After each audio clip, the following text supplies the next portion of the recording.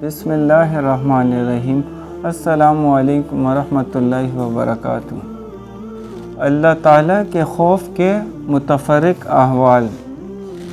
قرآن شریف کی آیات اور حضور صلی اللہ علیہ وآلہ وسلم کی احادیث اور بزرگوں کے واقعات میں اللہ جل شانہ سے ڈرنے کے متعلق جتنا کچھ ذکر کیا گیا ہے اس کا احاطہ تو دشوار ہے، لیکن مختصر طور پر اتنا سمجھ لینا چاہیے کہ دین کے ہر کمال کا زینہ اللہ کا خوف ہے۔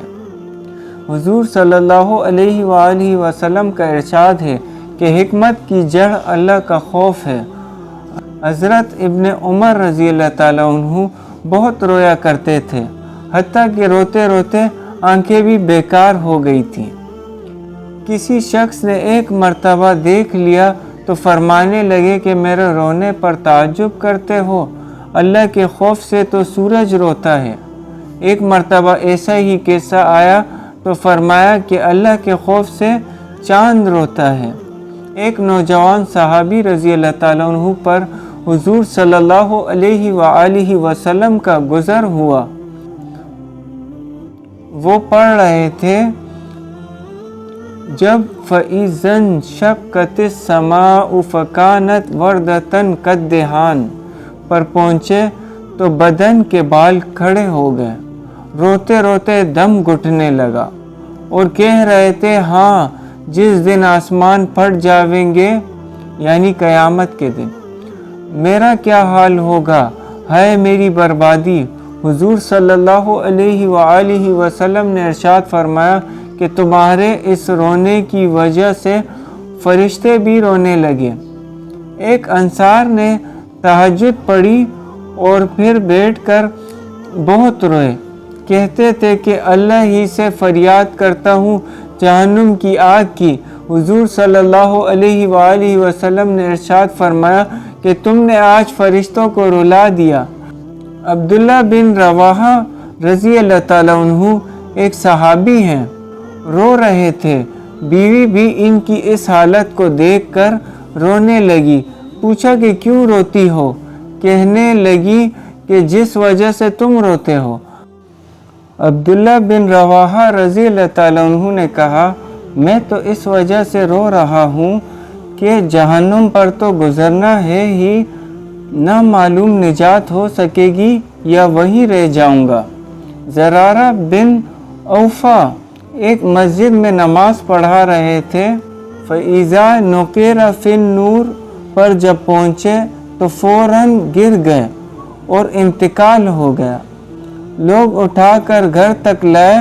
حضرت خلید رحمۃ اللہ علیہ ایک مرتبہ نماز پڑھ رہے تھے، کل نفس ذائقۃ الموت پر پہنچے تو اس کو بار بار پڑھنے لگے۔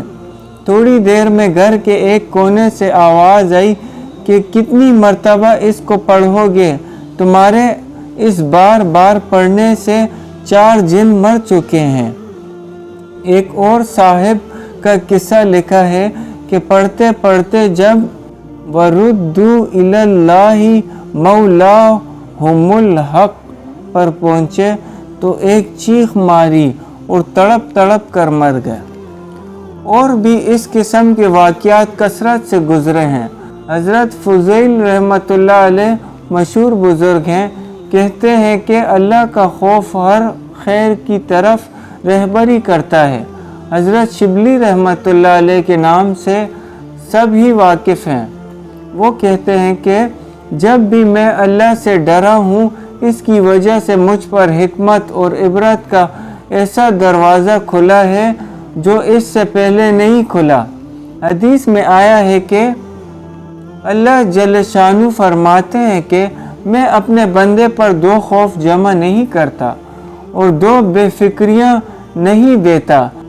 اگر دنیا میں مجھ سے بے فکر رہے تو قیامت میں ڈراتا ہوں، اور دنیا میں ڈرتا رہے تو آخرت میں بے فکری عطا کرتا ہوں۔ حضور صلی اللہ علیہ وآلہ وسلم کا ارشاد ہے کہ جو اللہ سے ڈرتا ہے اس سے ہر چیز ڈرتی ہے، اور جو غیر اللہ سے ڈرتا ہے اس کو ہر چیز ڈراتی ہے۔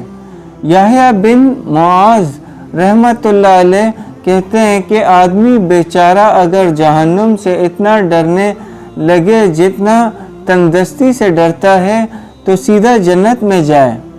ابو سلیمان درانی رحمۃ اللہ علیہ کہتے ہیں کہ جس دل سے اللہ کا خوف جاتا رہتا ہے وہ برباد ہو جاتا ہے۔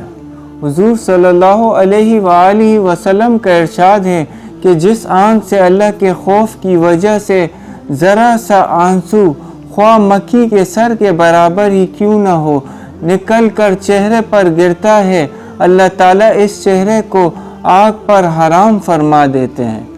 حضور صلی اللہ علیہ وآلہ وسلم کا ایک اور ارشاد ہے کہ جب مسلمان کا دل اللہ کے خوف سے کانپتا ہے تو اس کے گناہ ایسے جڑتے ہیں جیسے درختوں سے پتے جڑتے ہیں۔ میرے نبی صلی اللہ علیہ وآلہ وسلم کا ایک اور ارشاد ہے کہ جو شخص اللہ کے خوف سے روئے اس کا آگ میں جانا ایسا ہی مشکل ہے جیسے دودھ کا تھنوں میں واپس جانا۔ حضرت عقبہ بن عامر رضی اللہ تعالیٰ عنہ ایک صحابی ہیں، انہوں نے حضور صلی اللہ علیہ وآلہ وسلم سے پوچھا کہ نجات کا راستہ کیا ہے؟ آپ صلی اللہ علیہ وآلہ وسلم نے فرمایا کہ اپنی زبان کو روکے رکھو، گھر میں بیٹھے رہو اور اپنی خطاؤں پر روتے رہو۔ حضرت عائشہ صدیقہ رضی اللہ تعالیٰ عنہ نے ایک مرتبہ دریافت کیا کہ آپ صلی اللہ علیہ وآلہ وسلم کی امت میں کوئی ایسا بھی ہے جو بے حساب کتاب جنت میں داخل ہو؟ حضور صلی اللہ علیہ وآلہ وسلم نے فرمایا، ہاں، جو اپنے گناہوں کو یاد کر کے روتا رہے۔ میرے آقا صلی اللہ علیہ وآلہ وسلم کا ایک اور ارشاد ہے کہ اللہ کے نزدیک 2 قطروں سے زیادہ کوئی قطرہ پسند نہیں، ایک آنسو کا قطرہ جو اللہ کے خوف سے نکلا ہو، دوسرا خون کا قطرہ جو اللہ کے راستے میں گرا ہو۔ ایک جگہ ارشاد ہے کہ قیامت کے دن 7 آدمی ایسے ہوں گے جن کو اللہ جل شانہ اپنا سایہ عطا فرمائیں گے۔ ایک وہ شخص جو تنہائی میں اللہ کو یاد کرے اور اس کی وجہ سے اس کی آنکھ سے آنسو بہنے لگے۔